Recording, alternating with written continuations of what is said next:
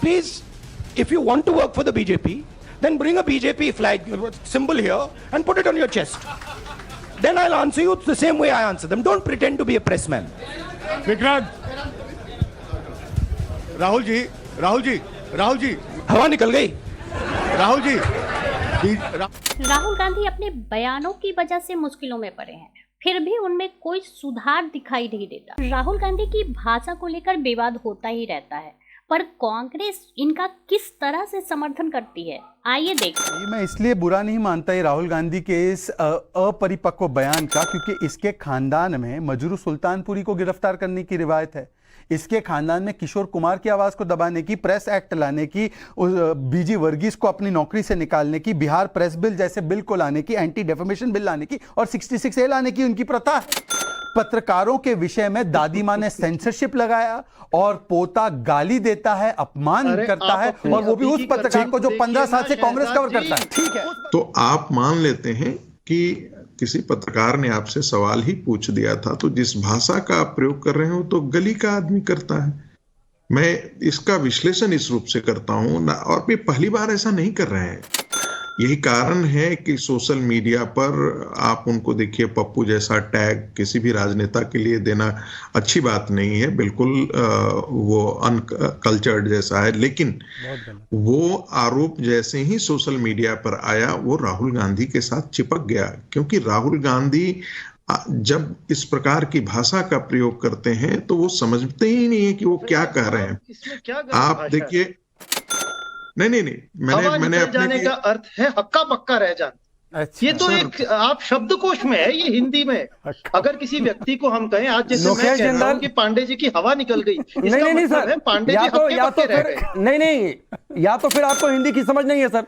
हवा निकल गई नहीं, इसमें और क्या मतलब हो सकता है? हवा के किस चीज से हवा निकल गई? अगर हम किसी को कहते हैं कि किसी की हवा निकल जाना, इसका मतलब वो व्यक्ति हक्का बक्का है। के बड़े स्कॉलर मालूम होते हैं, ऐसा गलत सेना की पिटाई और खून की दलाली, इसका भी विश्लेषण कर दो। आप तो हिंदी के संगीत रागी से भी बड़े हिंदी स्कॉलर हैं, तो बताइए हक्का बक्का हो गया। तो इसका मतलब क्या हुआ? कौन सी हिंदी है मुझे नहीं पता, पर ये हक्का बक्का हो गया।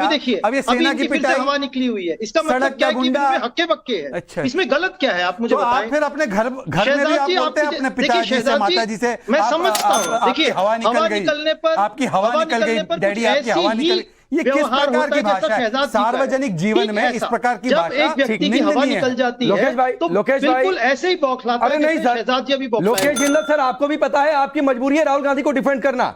आपको भी पता है किस नियत से उन्होंने कहा, क्या सोचकर कहा। और आपको ये भी बता दूं, जिस रिपोर्टर ने सवाल पूछा था ना सर, वो सालों से कांग्रेस को कवर करता है।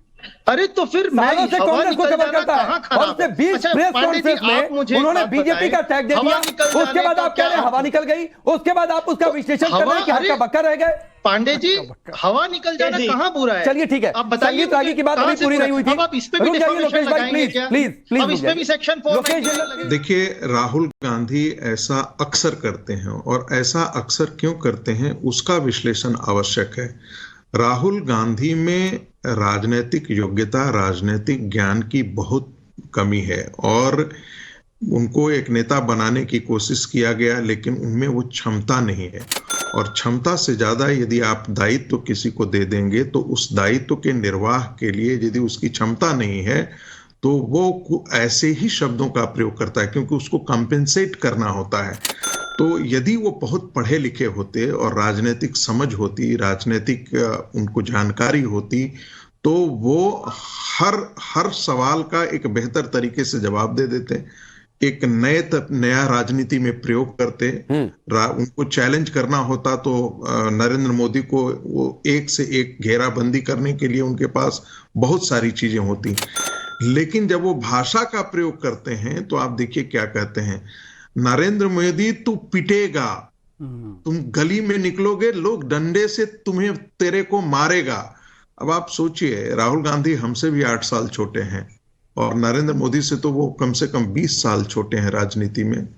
एक परिवार से आप आते हैं, इस कारण से आप इस प्रकार का आप पद प्राप्त कर गए हैं, नहीं तो आप में कोई योग्यता नहीं है।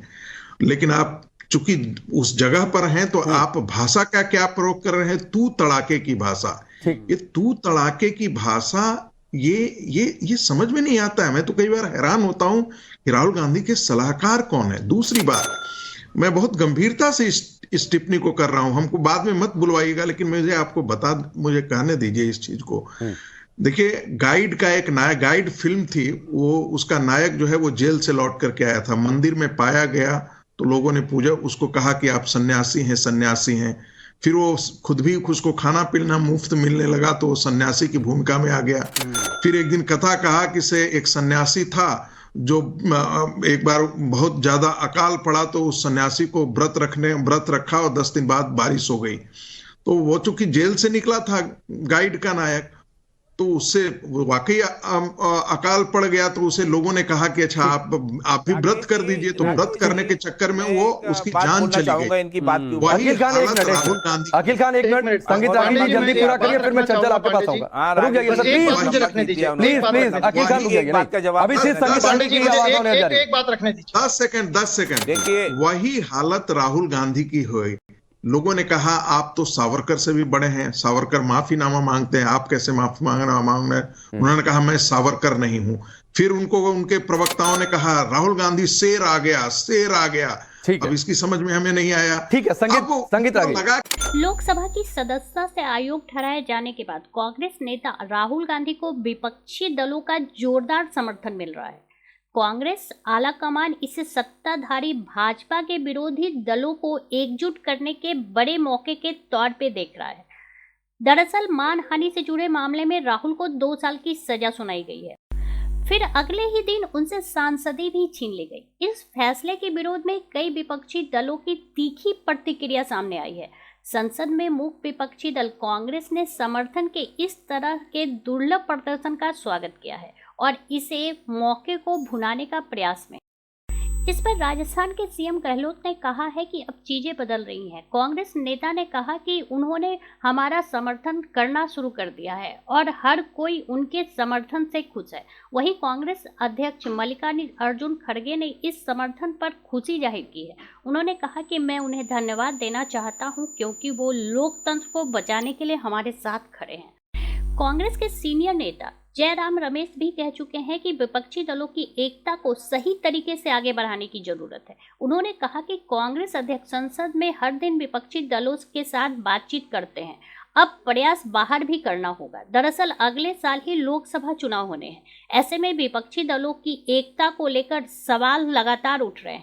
सबसे बड़ा सवाल यही है कि क्या विपक्ष के अधिकतर दल चुनाव से पहले एक साथ आएंगे? अगर एक साथ आते भी हैं तो वो क्या कांग्रेस का नेतृत्व स्वीकार करेंगे या फिर कोई तीसरा मोर्चा उभर कर सबके सामने आ सकता है?